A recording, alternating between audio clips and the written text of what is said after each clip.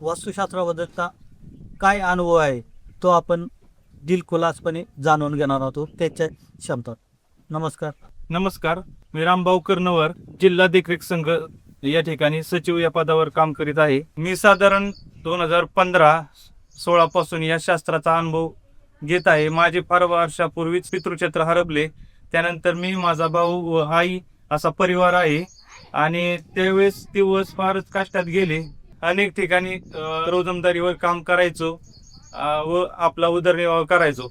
रोजंदारीवर काम करत असतानाच माझी ओळख भाऊंबरोबर झाली. त्यांनीही वास्तुशास्त्र मार्गदर्शन चालू केले होते आणि मी साधारण माझं वय 23 असेल तेव्हापासून मी वास्तुशास्त्राचा अनुभव घेत आहे.